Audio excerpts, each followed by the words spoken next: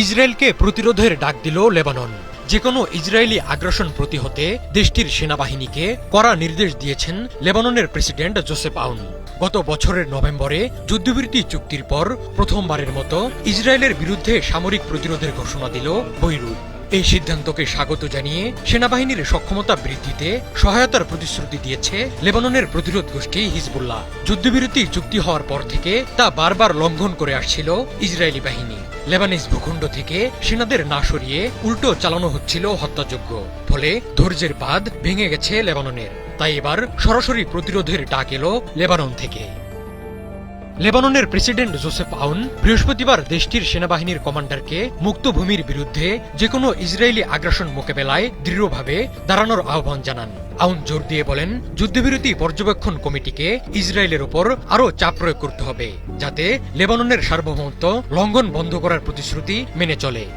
Hezbollah Israeli আক্রমণের নিন্দা জানিয়েছে। ইসরায়েলি বাহিনীকে মোকাবেলায় প্রেসিডেন্ট আউনের ঘোষণাকে স্বাগত জানিয়েছে হিজবুল্লাহ। পাশাপাশি সেনাবাহিনীর প্রতিরক্ষামূলক সক্ষমতা বৃদ্ধিতে সহায়তার প্রতিশ্রুতিও দিয়েছে প্রতিরোধ গোষ্ঠীটি। গত আগস্টে লেবাননের আরব সমর্থিত সরকার সমস্ত অস্ত্র রাষ্ট্রীয় নিয়ন্ত্রণে রাখার একটি পরিকল্পনা অনুমোদন করে। হিজবুল্লাহ এই পরিকল্পনা প্রত্যাখ্যান করে জোর দিয়ে বলেছে, দক্ষিণাঞ্চলে দখলকৃত 5টি সীমান্ত ফাঁড়ি থেকে ইসরায়েলি সেনাদের প্রত্যাহার না করা পর্যন্ত তারা নিজেদের কাছে অস্ত্র রাখবে। বৃহস্পতিবার দক্ষিণ লেবাননে এক ইসরায়েলি হামলাকে কেন্দ্র করে লেবাননে তীব্র প্রতিক্রিয়া সৃষ্টি হয়েছে। এদিন লেবানিজ ভূখণ্ডে রীতিমতো তাণ্ডব চালিয়েছে ইসরায়েলি বাহিনী।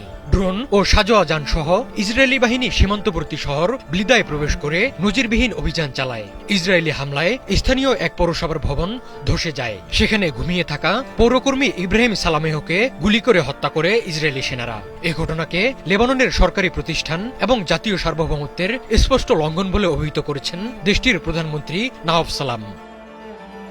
2023 সালের অক্টোবরে গাজায় ইসরায়েলি হামলা শুরুর পর হিজবুল্লাহর বিরুদ্ধেও আক্রমণ চালানো হচ্ছে। 2024 সালের সেপ্টেম্বরে লেবাননে ইসরায়েলের আক্রমণের পর থেকে 4000-এরও বেশি মানুষ নিহত হয়েছেন। পরে নভেম্বরে হিজবুল্লাহ এবং ইসরায়েলের মধ্যে যুদ্ধবিরতি চুক্তি স্বাক্ষর হয়। এই চুক্তির শর্ত বারবার ভঙ্গ করে আসছিল ইসরায়েল।